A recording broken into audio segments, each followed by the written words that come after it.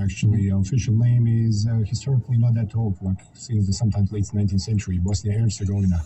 But we're not talking about two regions or countries pulled together. It's Bosnia and Herzegovina presented the southern region. It has a Germanic name, Herzeg, named after one duke. So it's the same place? It's not two different places? It is the same place, and there is no state border when you drive from one to another. Technically, Bosnia is north, Herzegovina is south.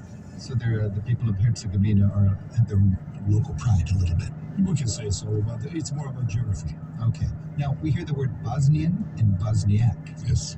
So now, what is the difference with that? That's something that actually bothered me for quite some time because I couldn't figure out, as you travel a lot, as we do in our job, you wonder what kind of identity pops up first when you're meeting some people. Is it going to be American first, or is it going to be Californian, Texan, what's the identity? But with Bosnia, it's pretty much all about nationality. Mm-hmm. So after the war, when Yugoslavia broke apart, we were kind of considered to be Bosnia as a Yugoslavia within Yugoslavia because we had all the nations within. Mm-hmm. So all of a sudden, you have a term such as Bosnian Croat, Bosnian Serb, and Bosniak, which represents the Bosnian Muslims. Oh, so the Bosniak would be the Muslim population. In Bosnia, yeah. Okay, because you have a very complicated reality that this is where Islam and Christendom come together. Mm-hmm. In fact, Mostar is the greatest tourist town, I think, in the area. And they've got that beautiful pointed bridge. And to me, that always was a symbol of the East and the West connecting.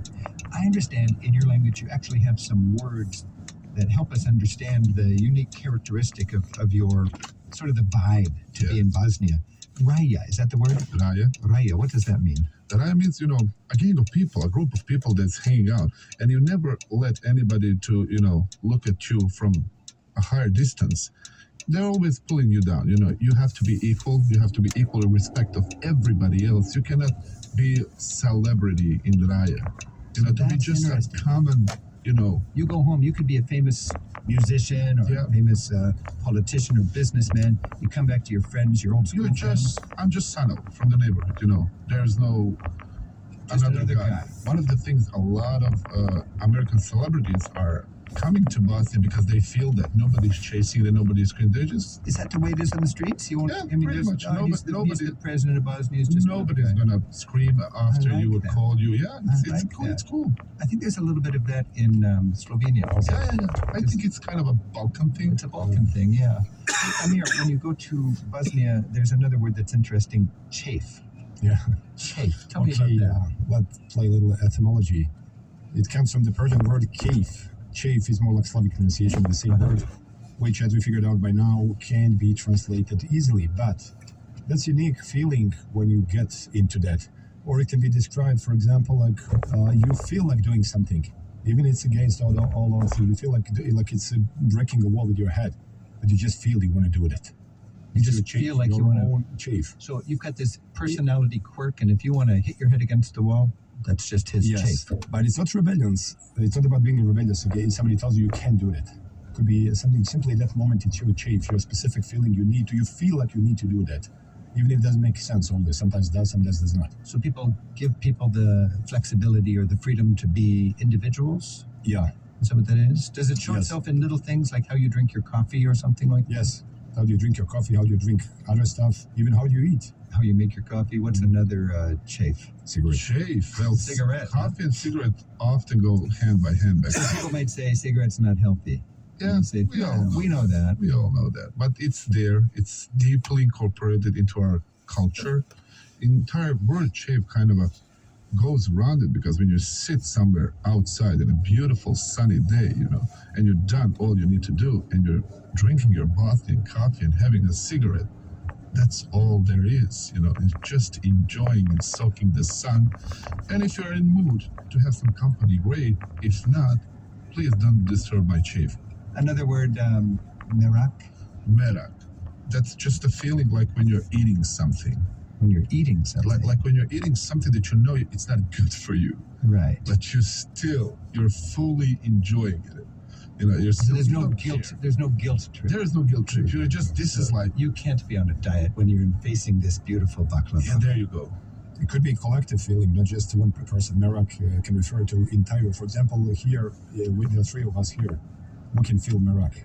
Kind of like we relaxed spontaneously. Okay. So it's a sort of a communing together. Yes, and it doesn't have to be appointed. You didn't say like, let's have a merak tomorrow at 8 o'clock. It should come spontaneously, of course. This feels like it has very, very deep roots and something that you can sort of relate to each other. And when you get home, you're probably glad to be back at that. Yeah. This is Travel with Rick Steves. We're talking with Samel Meric, and we're talking with Amir Talabicevic. We're talking about Bosnia. Our phone number is 877-333-7425, and Elizabeth is calling from Nashville in Tennessee. Elizabeth, thanks for your call. Hi, Rick. How are you? We're doing great. Do you have a comment for Samel or Amir? Let's see. I've been to Bosnia a couple of times now. I'm from Nashville, born and raised, and have married my husband, who is originally from Bosanski Brod, which is north. So we've been a couple of times. It's just a wonderful place. And now we have a little boy who is 6 years old and becoming very curious about where Dad is from. And we're just sort of learning how we explain how Dad got here, why Dad doesn't live in Bosnia anymore. So I don't know if you have any experience, if your guest has any experience of that sort of story. So your husband left during the war there? Yes. Okay, so now they've got a son, and he's wondering about the story of Bosnia. Of course, he'll want to know the story of his father, but also Yes. what is happening today in Bosnia. How are things between the sects? I mean, the reality is people's fathers may have been shooting each other, and today we have, I would hope, Merrick. Yeah, it would be good for any American who wants to understand Bosnia to separate two things: cause and consequence of those wars. So it's true, we do have some kind of, as you would call it, like sectarian tensions in some parts of the country. Not To this every- day, To still. this day, yes. Mm-hmm. But yes, there are consequences of the war. They were never cause. It's important to know that difference. At the same time, we have places that were affected by war, but ordinary people of so-called different sects or whatever we call them continue to coexist together like nothing ever happened. In other words, it's not black and white situation. We have both, areas with segregation, which are more political thing than sectarian, and areas with really ordinary, I'm talking mostly about ordinary people, okay. I cannot speak for the politicians, they need to speak for themselves. Ordinary people coexist normally like nothing ever happened, which depends from region to region of the country. This is so complicated for an American to imagine because, we have a divided country, but we don't know what division is until we talk to people who have been fighting like But this. if I could add, I was a 10-year-old kid at the time that everything happened, and from my perspective, I put a lot of effort back home. I worked with youth to try to prevent all this bad energy that took place in our country some 25 years ago to be passed to new generations, because how can you blame a kid who was 10 years old, who was on some other side, for the wrongdoings of our fathers? Mm-hmm. So we really need to start working on that, to creating a normal society for all of us. And I think it's very important to talk with your kids. It's very important to let them know the full story, of course, when time comes. But now I would really advise you to just ease them into the story of Bosnia, what it is. A lot of people from Bosnia was displaced all around the world. Mm-hmm. A lot of us returned. I was a refugee for almost 9 years, but I was a refugee in my own country. So there's still a lot of people who build their entire life And elsewhere. when we think of the sectarian sides of the conflict where there was so much bloodshed, was it basically, it's dangerous to say religion, but it was ethnic groups based on the heritage of their religion? So you would have Muslims, Orthodox, and Christian Catholics. And within Bosnia, you had those three communities Yeah, and smaller community of Jews. of Jews. And today, a generation later, is it fair to say everybody was at fault, or somebody was more at fault than others? Well, the things are still being determined. Right. There's international courts that are prosecuting people who are in charge, But the painful reality is we will have to face it one day. We will all have to sit and make peace with what happened. So far, I think all 3 or 4 sides have their own truths of what The way happened. they see it, their own context. That's And that survives to this day. it does, in certain extent. So is the solution for peace not looking for blame, but just saying, let's look forward and let's learn from the past? Yeah, as but far I as- think it's very important. Enough time has passed. We have grown so much. And I think it's fair enough to say we are ready to sit down and to have an honest, face-to-face, let's check the reality. Let's see what happened there. So, Elizabeth, are you going to take your family back to Bosnia? We try to go back probably every 3 years. We still have my husband's grandmother. Both grandmothers are still over there, and some other family. So yes, we try to go back every few years. And do you find that there's a comfortableness and an easygoingness, or is there still an edge and there's sort of a hair trigger violence ready to erupt? I would say more of the first, but my husband's experience, I would say, is probably different than my experience. Sarajevo, for instance, has changed a lot. The first time I was there was in '07, and we went back. It's been a year and a half ago now, and it's very different there. There are a lot more tourists, a lot more people speaking English, so it was an easier place to navigate. Does it feel more affluent and enjoyable from a tourist point of view? Oh, yes, very much. And I had an advantage as well. We had some of my husband's old schoolmates that had stayed during the war and lived there, and so we got to have that experience too, and be in their homes and go to the good restaurants that only his friends knew about and that sort of thing, a little off the beaten path. So that was nice. Elizabeth, thanks for your call. Thank you. Thank you. Yeah. It's been nearly 30 years now since they negotiated an end to the bloody inter-ethnic fighting in their region at the heart of the former Yugoslavia. Right now on Travel with Rick Steves, we're exploring what Bosnian identity means today with guides Sanel March and Amir Telebicevic. Our phone number is 877-333-7425. And Alan is calling from Voorheesville in New York. Alan, thanks for your call. Thank you for taking my question. I've been fascinated with Bosnia ever since I first read Ivo Andrić when I was a teenager, and I'm not a spring chicken. And I finally had a chance to travel there in 2015. It was a great trip. I really enjoyed being there, and especially talking to the people. I'd like to know if there's any contemporary media, books, novels, movies that give a good sense of what Bosnia is today and the Bosnian character and people. First of all, you were reading Ivo Andrić and his novels, and both Sanel and Amir shook their heads. What does Ivo Andrić mean to you, Sanel? Well, he was one of our well-known writer. He was Nobel Prize winner for that particular book. So you feel a little bit of pride as soon as you hear somebody in America reading these novels. Bridge on the Drina River. Drina is a natural boundary between Serbia and Bosnia. So the bridge would have been right on the front. And it's still, even in the 60s, the book deals with a heavy situation in the area. So, Alan, what was your takeaway from Ivo Andrić's book? Well, it struck me as a society in which people of very different backgrounds were able to get along in communities and were able to come together in times of crisis. I've also read The Bosnian Story, which takes place in Travnik, which was also fascinating too, because it was from the perspective of French diplomats during the Napoleonic period. It's a great novel. Anybody thinking of going to Bosnia should really read it. Okay. Now, Alan's question was, is there any other books or documentaries or movies that you would recommend for people who may be traveling to Bosnia and that'll give them a better context? If you like graphic novels, okay, I'm deliberately not using word comic books, so I'm not talking about Spider-Man and Batman, but graphic novels. There is a work of Joe Sacco, S-A-C-C-O, his second name. He wrote excellent, it's his masterpiece, called Seferia Gorazde. Then The Fixer, also named Story of Sarajevo, during the war and currently. The Fixer. The Fixer, yes. Also graphic novel, also from Joe Sacco, also in English. And also since, Alan, since you like Bridge on the Drina River, you may like the author Meša Selimović, who was also one of the best writer ever in Southern Slavic languages. 2 books called The Death and Dervish and The Fortress.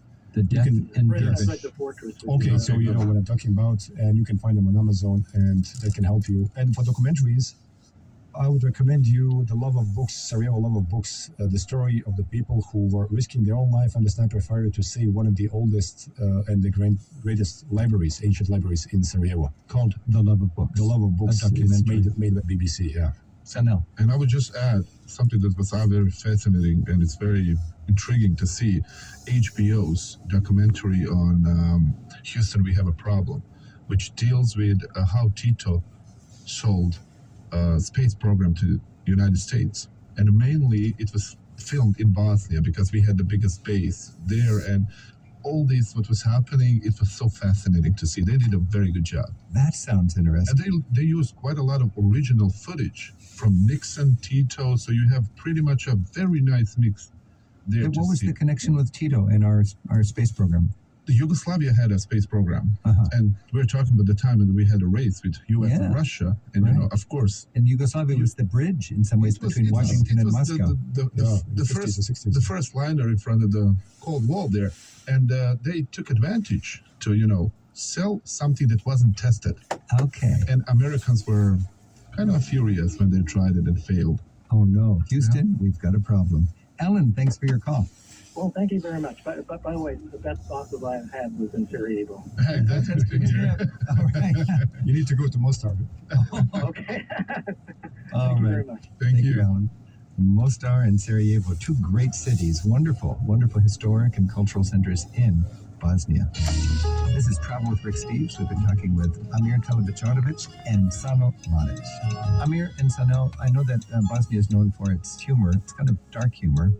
Yeah, it is. It is. And with your heritage, it's understandable. Politically incorrect, actually. So Is there a little bit of Bosnian humor you can share with us as we close our discussion? there is, but I don't know much about where the limits of the political correctness here. Can I try? Yeah. It's not offensive to anybody. So we had a flood, which was really bad one. So just show you the spirit of Bosnia. And, news reporters all over the country trying to film, save people, and there was one guy sitting on the first floor of his balcony, everything's gone. And he wrote a sign, "Beware of sharks." Usually our people flip, you lose everything that you had. Yeah. But he was like, what can I do? What can I do? And he made this gigantic sign just to joke about it, "Beware of sharks." Bosnian humor. when everything is going wrong, well, let's make a joke. What Well, can we do? during the war, the people were wondering why there was a lack of interest of international community, UN, etc., in intervening in Bosnia, stopping the war and ethnic cleansing and so many bad things that happened. And then we came to a conclusion: Bosnia is the only country that has certain Muslim population, but without oil. Without oil. There was no interest. There's no interest in it, right? No oil involved. This is Travel with Rick Steves. We've been talking about Bosnia with Sanel Mladic and Amir Telebicarovic. Thanks, both of you, for the insight into your country. Thank you for having us. Travel with Rick Steves is produced at Rick Steves Europe in Edmonds, Washington. I'm the executive producer, Tim Tappan. Our associate producers are Cassie Rahal and Donna Bardsley. We get website support from Andrew Wakeling, affiliate promotions from Sheila Gerzanoff. Our theme music is by Jerry Frank. To find out what other radio stations air Travel with Rick Steves, you can find a list of our affiliates at ricksteves.com/radio. We'll see you next week with more Travel with Rick Steves. Support for WBFO, your NPR station, comes from our members and from Musical Fair Theater, presenting Tell Me on a Sunday, one of Andrew Lloyd Webber's earliest hits. This one-woman tour de force musical, charting the course of a young English girl newly arrived in New York City, is on stage through March 19th. Ticket information at musicalfair.com. Watch great videos produced by your public media stations online. Find Buffalo Toronto Public Media on YouTube and check out interviews by our WNED classical hosts, original productions from WNED PBS, and so much more. Filmed in 1974 at Colorado's Red Rocks Amphitheater, see John Denver performing in his prime at this stunning outdoor venue.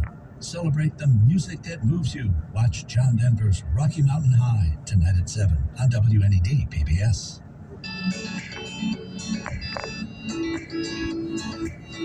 Hello, I'm Rai from Poughkeepsie. You're listening to WBFO News from Buffalo, Toronto Public Media. WBFO and WBFO HD1 Buffalo. WOLN Olean and WUBJ Jamestown, your NPR station.